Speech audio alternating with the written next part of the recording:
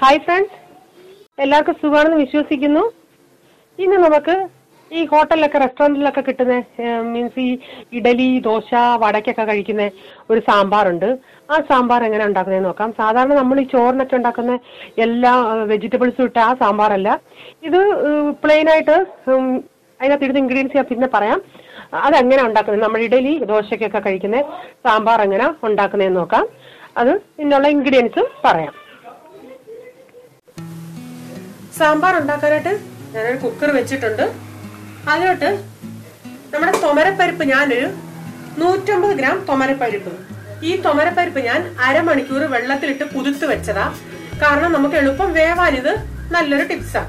ഇത് കുതിർത്ത് വെച്ച് 150 ഗ്രാം തുമരപ്പരിപ്പ് അത് ഈ കുക്കറിലോട്ട് ഞാൻ ഇട്ട് കൊടുക്കുക. പിന്നെ ഇതിലോട്ട് ചേർക്കണം 1/2 കിലോ മത്തങ്ങ. ഞാൻ അതൊരു ചെറിയ പീസാക്കി അരിഞ്ഞ് ആ മത്തങ്ങയും കൂടെ നമുക്ക് ഇതിലോട്ടിടാം.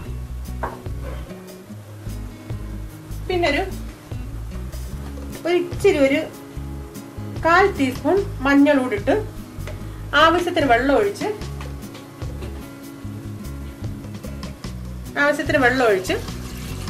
ഇതിനൊക്കെ വെള്ളം ഒഴിച്ചിട്ട് നമുക്കിത് വേവാൻ, നിങ്ങളുടെ ഓർത്തടേം കുക്കറിന്റെ വിസിലനുസരിച്ച് നന്നായി വേവണം ഇത് കഷ്ണങ്ങൾ.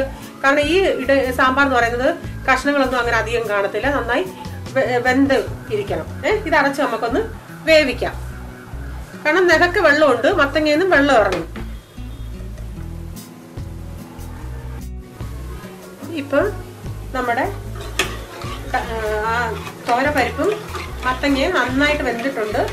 അതിങ്ങനെ സ്പൂണ് കൊണ്ടൊന്ന് ഉടച്ചു കൊടുത്തേരെ. എന്നിട്ട് ഇത് നമുക്കൊരു സൈഡിലോട്ട് മാറ്റി വെക്കാം.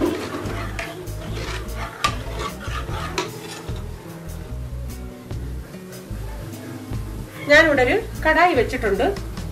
അതിലോട്ട് ഒരു 2 ടേബിൾ സ്പൂൺ ഓയിൽ ഒഴിച്ചു കൊടുക്കാം.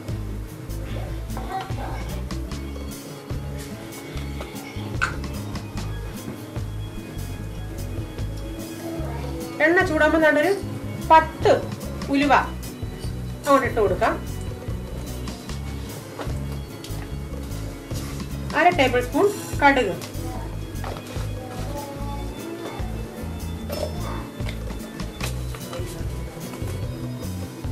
ഒരു തണ്ട് കറിവേപ്പില,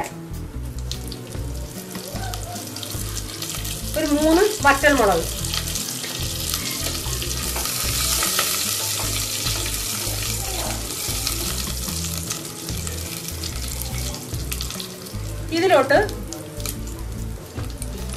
ഇതിലൊരു 1 കപ്പ് കൊച്ചുള്ളി.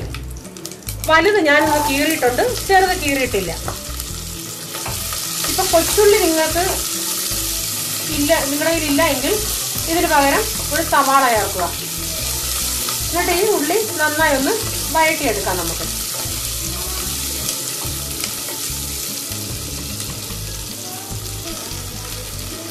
കൊച്ചുള്ളി ഒന്ന് വാടി ഒന്ന് സോഫ്റ്റ് ആയി വരുമ്പോഴത്തേനും ഒരു ചെറിയ 2 തക്കാളിക്കായിരുന്നു, ഒരു 3 പച്ചമുളക് ഒന്ന് വഴട്ടാണ്. ഇതെല്ലാം നന്നായി തക്കാളിക്കൊക്കെ മെൽറ്റായി ഉള്ളിയെല്ലാം വഴങ്ങി. ഇനി നമുക്ക് ഇതിലോട്ട് തീ ഒന്ന് കുറച്ചതിന് ശേഷം പൊടികൾ ചേർക്കാമേ. ഞാൻ 1 ടീസ്പൂൺ കാശ്മീരി മുളക് പൊടി, 1 ടീസ്പൂൺ മല്ലിപ്പൊടി എടുത്തു. അതിട്ടിട്ട് 1 ടേബിൾ സ്പൂൺ സാമ്പാർ പൊടി. മുമ്പേ നമ്മള് ഒരു 1/4 ടീസ്പൂണേ മഞ്ഞൾ ഇട്ടിട്ടുള്ളതായിരുന്നു. ഒരു 1/4 ടീസ്പൂൺ കൂടെ ഇപ്പൊ ഇടാം. എന്നിട്ടൊരു 1/2 ടീസ്പൂൺ ഉലുവാപ്പൊടി. നന്നായി പൊടികളുടെ പച്ചമണം മാറുന്ന വരെ നമുക്കൊന്ന് മൂപ്പിച്ചെടുക്കാം.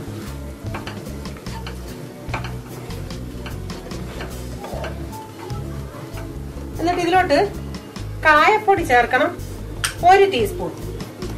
ഇപ്പൊ നമുക്ക് 1 ടീസ്പൂൺ ചേർക്കാം. പിന്നെ മണം കുറവെങ്ങാനും ഉണ്ടെങ്കിൽ നമുക്ക് കുറച്ചുകൂടെ ചേർക്കാം. 1 ടീസ്പൂൺ കായപ്പൊടി.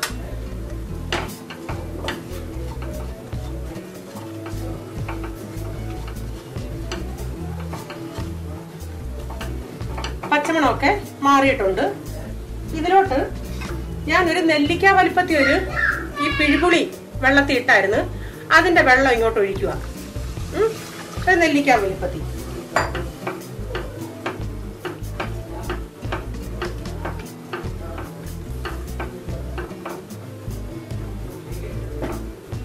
നന്നായി ഇളക്കിയിട്ട് ആവശ്യത്തിനുള്ള ഉപ്പ് ചേർത്ത് കൊടുക്കാം.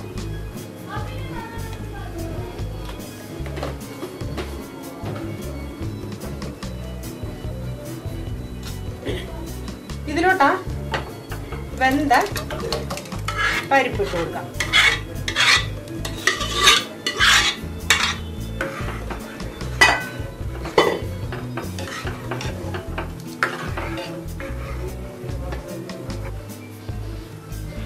ആവശ്യത്തിനുള്ള വെള്ളമൊക്കെ ഒഴിച്ച് ഒത്തിരി അങ്ങ് വെള്ളം ആക്കണ്ട. ഇതിപ്പോ ഇനിയിപ്പോ ഇത്രയും വെള്ളം ഉണ്ടെങ്കിൽ ഇത് തണുക്കുമ്പോ അങ്ങ് ഒന്നുകൂടെ അങ്ങ് കുറുകും. ഈ സമയം നിങ്ങൾക്ക് ഉപ്പൊക്കെ ഒന്ന് നോക്കാമേ, ഉപ്പും പുളിയൊക്കെ.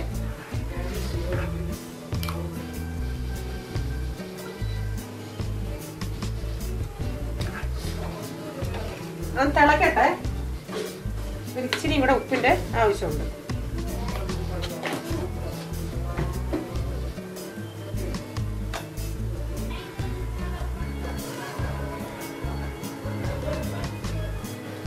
നമുക്കൊന്ന് നോക്കാം. ഇതിപ്പോ തിളച്ചിട്ടുണ്ട്.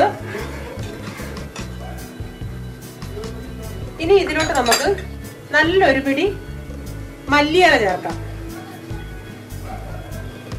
നല്ലൊരു പിടി വേണേ.